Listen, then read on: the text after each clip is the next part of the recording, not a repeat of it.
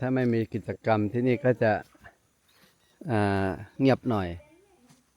ถ้ามีกิจกรรมก็บ้านหลังเล็กๆนี่ก็จะเป็นบ้านของสตาฟพักเพราะว่าถ้าไม่พักที่นี่ก็จะไกลต้องเดินเข้าไปในกิโล2 กิโลในป่าเขาก็จะมาพักชั่วคราวที่บริเวณนี่อันนี้กุฏิถ้าใครมาก็จะมาพักเนี่ยเป็นหลังๆนี่แบบนี้ประมาณนี้บางหลังก็มี2 ชั้นยังฝนรั่วอยู่นะ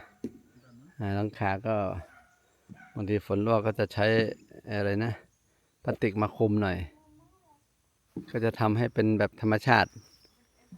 อันนี้ก็จะเป็นศาลาที่ทำพิธีเปิดจิตวิญญาณทัวร์ท่องโลกไปอีกมิติหนึ่งศาลาเล็กๆนี้สามารถที่ทำให้คนไปได้หลายโลกแล้วนะไปท่องหลายโลกหลายศตวรรษละดูอันนี้ก็เป็นมนุษย์ต่างดาวมา2 ตัวนี่มนุษย์ต่างดาวมาจากดาวไหนนี่มาเฝ้านี่ตรงกลางนี่ก็จะเป็นแบบนี้ถ้ากลางวันกลางคืนเรามองไม่ค่อยเห็นชัดเขาจะใส่ซุ้มกองไฟก็จะมีกองมีกีตาร์มีโต๊ะชาวาจะมีอุซือนาวาอุซืนาวาจะเป็นลายเครือทวันกับงูใบไม้อายาวสก้าชวาวาลีพระอาทิตย์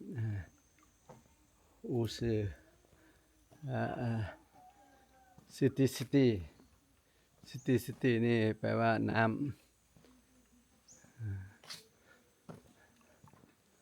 นี่จะเผาชนิวาที่แต่งเต็มยศก็จะมี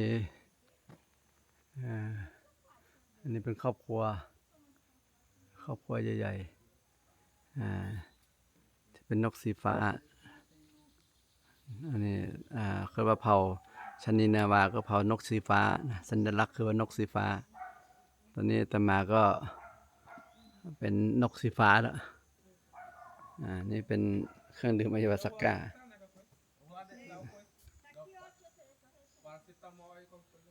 ก็ยังไม่ได้อะไรนะ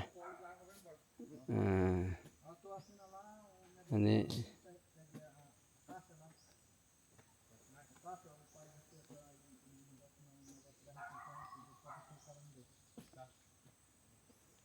เก้าอี้ก็จะเป็นลวดลาย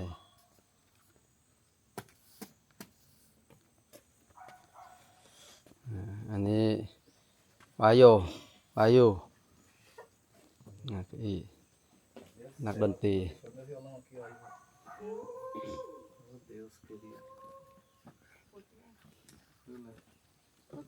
โอเค